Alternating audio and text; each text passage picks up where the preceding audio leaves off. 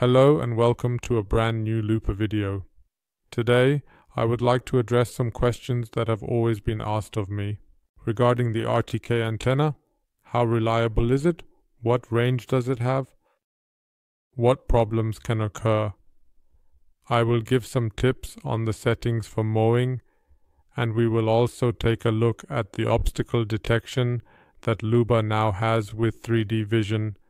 So accordingly, there are also other tips. And yes, I hope you like it. Stay tuned. Here we go.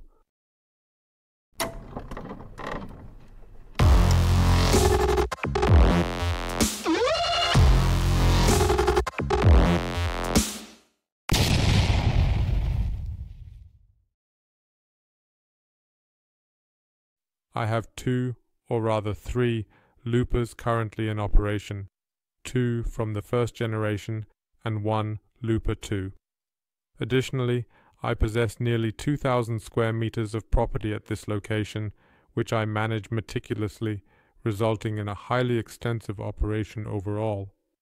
I have multiple buildings on the property, so the real-time kinematic reception would typically be disturbed by the buildings, but I must say I have encountered no issues with it. Here you can see aerial shots of the extensive size of my property. We have multiple sections on the premises, and I have installed my real-time kinematic RTK antennas exclusively on the carport structure. You additionally have the opportunity to manage multiple loopers through one RTK antenna. What is not possible is to combine the LUBA1 and the LUBA2 models. The LUBA1 isn't compatible with the new RTK antenna. That's something you need to know. So you truly require two antennas, just like the ones I possess at this location. The antenna of the second generation has become more powerful, with an increased range, and structures interrupt the complete signal of the RTK antenna, but not the signal of the radio. So that's my experience. Even my neighbor, who has a LUBA and a very large farmhouse in between the area and the RTK antenna, has no reception problems with the RTK signal, and that's with the first generation of the antenna. I have also completely established a WLAN signal on my property, enabling me to have remote control over all the LUBA devices that are connected to it. The LUBA2 now also includes a SIM card slot, so if someone is unable to get a WLAN signal, they can control the LUBA using a SIM card instead. Otherwise, I really recommend an outdoor antenna. I have an outdoor antenna that has a range of about 200 meters, and that completely and thoroughly covers the signal on the entirety of my property. So I do not have any problems whatsoever. So you can contemplate how you would like to accomplish it. So, at least for me, it runs very, very stable. Everything that I have installed and had good experiences with, I will of course link in the video description for you. And if you also want to buy a LUBA, you can do so through my links in the video description, and thus also support my channel. Here you can see my green hell. I also created a comprehensive video about it in the previous year. LUBA1 always had reception problems with the RTK signal. Not at all, but with the signal that the LUBA should establish to the satellite. And that's not the case with the LUBA2 anymore. That's what we'll examine immediately. We'll take another look at the 3D vision, evaluating its performance. As I mentioned, I have no further problems with the LUBA2 in this location. The LUBA1 experienced occasional signal issues in the green cover, but not in this corner. I was also told once that I should remove the metal bench over there. I'll retest that. I haven't tested that yet. This could have also caused disruption to the GPS signal of the LUBA in relation to the satellite. I definitely want to test that again. Unfortunately, I haven't done it here yet because the LUBA2 is mowing at my place now.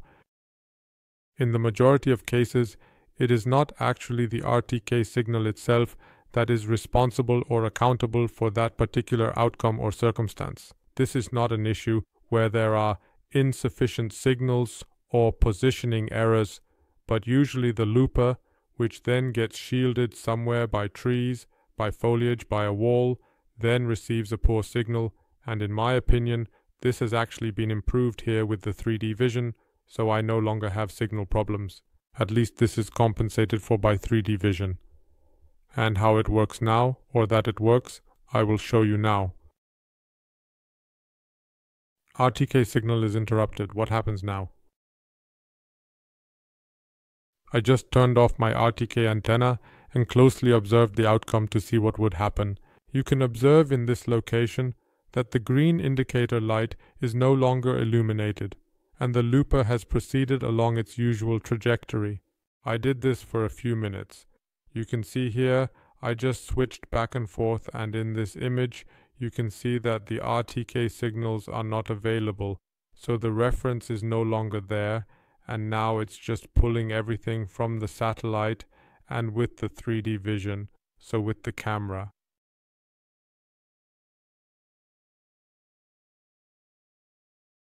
The 3D swiping doesn't work perfectly yet. I'll show you again that there is still some potential there.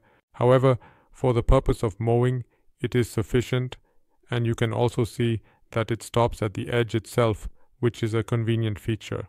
Certainly, currently it's an open area here, unlike how it would have been under trees or similar circumstances. I don't know right now, I haven't tested it yet, but here in this open area, it worked very, very well. As I said, the RTK antenna was completely turned off in this case. You see here, I have both real-time kinematic antennas mounted on the cardboard, the new one and the old one, and all of this wired up. I will proceed to plug the RTK antenna back in so that you can visually confirm that I did not have a signal during that time period. In accordance with this, the signal is presently initiating the process of building up immediately as soon as the RTK antenna is restarted. Then everything runs smoothly with the positioning. What you can also see with the LUBA2 is the vision state, that is, how well the camera works, also displayed down here. What you need to consider is that in the evening, or when lighting conditions are very poor, the value also decreases, and accordingly, the correction by the camera can no longer be carried out. As previously mentioned, the entire system operates in conjunction. In the event of a failure in one component, such as the camera or the satellite positioning, there will be no issues. As mentioned, we currently have multiple options available.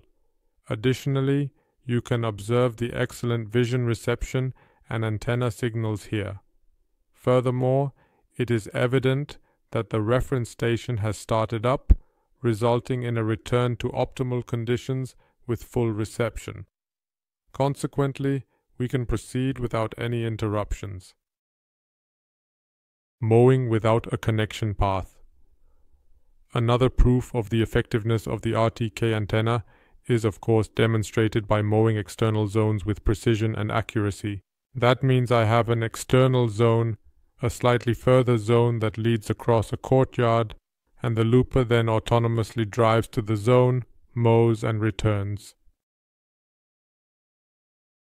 For me, it's about 35-40 meters, and now I'll show you how you can mow with an external zone without access. Accordingly, I simply steered the mower to the zone, and you can of course carry it as well, but driving it with the joystick is a bit easier. You place it in the zone, and of course you have to empty this zone first. I will show you again in this short tutorial how it works. You just need to say add zone, and then simply drive around your designated zone with the LUBA, the innovative navigation system that ensures you never lose your way. That is relatively easy. I have some practice, of course, and for me it is also relatively quick. In any other case, you ought to decrease the driving speed to a minimum or maximum of 0.3 meters in order to be able to navigate the zone in a nice and pleasant manner. So go ahead and practice a bit there. You can still correct it later. I will just zip around here real quick. You can also see this in real time here. So I already have some practice in setting up this zone, as I mentioned. You just drive around this small area. This is now a front yard. Relatively simple, but also a bit twisty. But that is set up very quickly, let us say within a span of 2 minutes. What is additionally pleasant to observe here, or allow me to inform you, is that this front yard is actually situated behind the main house, indicating that the RTK antenna is considerably farther away, protected from the main house. At present, I have the LUBA2 in this location with the old RTK antenna, and even that functions superbly with this external zone and the main house in between, despite the fact that the RTK antenna is truly only about 50 meters away. Just drive around rapidly once and then you can effortlessly mow the entire area without any difficulty or complications. In the external zone, it is necessary to place the looper once in the area, then start it, and when it is finished, it will stop automatically on its own. You will get a notification that the task is completed, and then you can simply bring the LUBA back and mow an external area once or twice a week where you wouldn't typically be able to access. So that functions splendidly as well. With that configuration, I will provide a few additional suggestions in the subsequent tutorial. But as you can see, set up rapidly and rapidly mowed an area works with the adjacent area as well, if you have a friendly neighbor with whom you get along and who is willing to mow the lawn promptly. Can you simply transport him across, mow the region, and enjoy a beer in each other's company? So it works wonderfully as well. As a tip, just familiarize yourself with the app. You cannot go wrong. Simply give it a try and experiment with the setting, as well as exploring small areas to get a feel for it. A considerable number of you may have small areas that you are unable to reach with the mower through a specific zone or a designated path. At times, you might encounter a remote location. Alternatively, if you desire to mow a neighbor's land, you are provided with the chance to do so accordingly. So I believe this is truly an extremely great thing. It functions very, very effectively. And here you can also observe the signals of the RTK antenna, and naturally it is covered by my WLAN in this location. That works, and affirmative. When mowing, or when mowing the zone for the first time, please observe closely, particularly when he is outlining at present. Ensure he does not make contact with anything. Have you measured it adequately? Always leave a small distance to the hedge. You have the flexibility to readjust this as the hedge grows throughout the season, which may occasionally result in making it slightly tighter than before. Please make the correction once more and take a look at it in the beginning. And when the mower is done, as I said previously, you will receive a notification as I have mentioned before. He halts, and then you just transport him back to the charging station. What is the right setting for mowing? You can see these beautiful stripes on my fields here, and they are always nice to look at. But how do you achieve that, or what is the correct mowing setting? And above all, what is the right setting to ensure I get a clean cut on my lawn? You have a variety of options available to adjust your lawn. I will now shift my attention to the 4 different settings in navigation mode. I just want to demonstrate this here. We have no grid once, single grid, double grid, and segment grid available for display. Let's start with no grid. It actually means that you're not mowing the entire area, but just driving around the edge. Once in a circular motion around the no-go zone. In this manner, you have the option to simply trim the edge if desired without having to cut the entire area. In the single grid, which is the most common, that many people choose, just go straight in with the long lanes, and it then creates these beautiful stripes, mowing everything accordingly in one direction. When utilizing the double grid pattern, he merely mows once more at a 90-degree angle in the opposite direction. Then we have segment grid. Segment grid is when the software itself determines the most efficient way to mow, and you can observe it in two locations, where it operates in a slightly different manner compared to single grid, resulting in time savings. And allow me to demonstrate to you these angle adjustment configurations and settings. I will now take the single grid, and you can see it is indicated one time how he wants to drive to that location.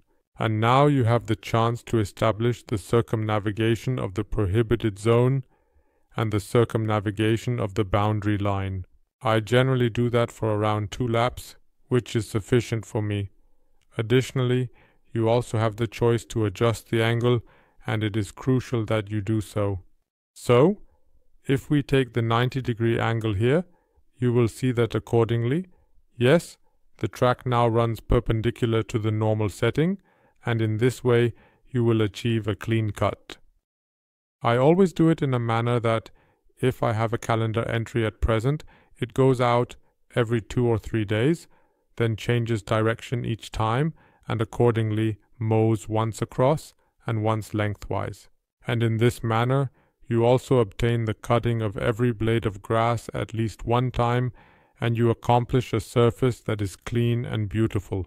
So test it here too. Feel free to experiment with the individual preferences. Obstacle detection using 3D vision is not yet flawless, but it possesses a significant amount of potential. I frequently receive inquiries regarding the impact of 3D vision on obstacle detection, and as we can see here, the LUBA1 had 4 ultrasonic sensors, while the LUBA2 now only has 3, but instead has the camera at the front. However, it must also be mentioned that 3D vision has not yet fully realized its potential. Here, I once performed a small test with a tiny wooden stake. So you can observe, so at a specific altitude, the barrier is detected. Whether it is the ultrasonic sensor or the camera or both of them together, I am unable to test it here at this moment. That would be very interesting once more. Share your experiences in the comments section. The LUBA1 would have now also simply circumvented this obstacle in a normal manner and detected everything using ultrasound technology. In the second test, with the wood lying horizontally, you can observe that it does not perform as effectively. That means the camera doesn't detect it, and for the ultrasound it's just too, well, invisible. You can see this also with tall grass. When you mow tall grass, you also need to turn off the ultrasonic sensors so that the tall grass is not recognized as an object. As I said, if it's too flat, the ultrasonic sensor can't capture the whole thing. And that's supposed to compensate for 3D vision, but I think it will take a while longer until it runs reliably. Here, it also worked with a smaller piece of wood. You can see here again, it works already, but it needs to have a certain height. If it is lying flat on the lawn, in the same manner as the tail of a pet, such as a dog or a cat, which would not be visible to the LUBA people if they were observing it at this particular moment in time. I have to say it clearly. Here I have another decoy of a small bird, so here also something made of porcelain. The looper acknowledges the presence here. Thus, it functions accordingly. He doesn't even drive close, not even in contact, but he drives around it without getting too near. So, above a certain height, the system works really well. I have tested this many times and have not experienced any dropouts. As I mentioned, only if the level is low. If objects appear excessively level, in this case I will attempt it once more using the stone, and there you will be able to observe the entire thing. Perhaps even the shape has an influence. The stone is currently slightly flatter than expected. Yes, the pigeon over there, the wood pigeon that I just had there, and you can already see that the entire contraption is not functioning properly here either. The looper is stuck, it does not recognize the entire setup, and yes, that is a bit unfortunate, as there still needs to be some potential for artificial intelligence to identify obstacles. So, the same rule applies here. Never operate the looper at night, particularly to avoid harming animals, such as hedgehogs or similar creatures. Once again, in this area, there is a flat piece that is not recognized or acknowledged as significant. If I place it a bit upright, the looper drives around and detects it. So as I said, pay a little attention to that. You need to be aware of this. If the camera doesn't work properly in low light conditions, as indicated by the LUBA, do not let the LUBA drive at night. Do this for 2 days, and then you shouldn't have any problems. The system itself works quite well, but there is still potential for improvement, just so you've seen it. Here, whether by hedges or at the edge of the stones while mowing, you didn't have any problems at all.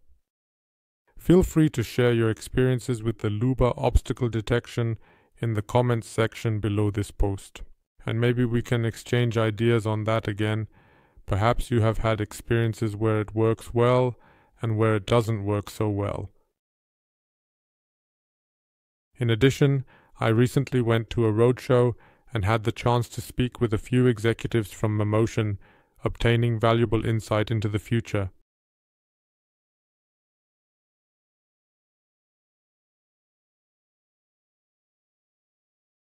I will also receive that one in June, and will of course report on it.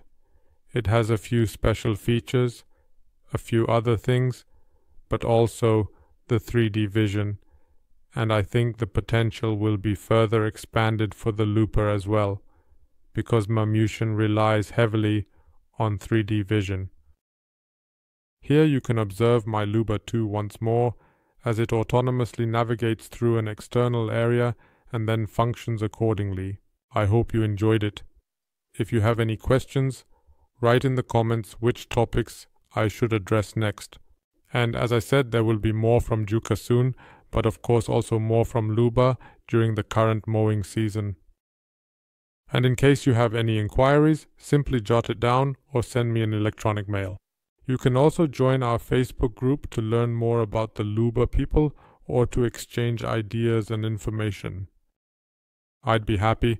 If you want to order a LUBA, you can do so, as mentioned, through my referral link and support me in doing so. Otherwise, subscribe to my channel. Until next time here at Steel Panther, ciao.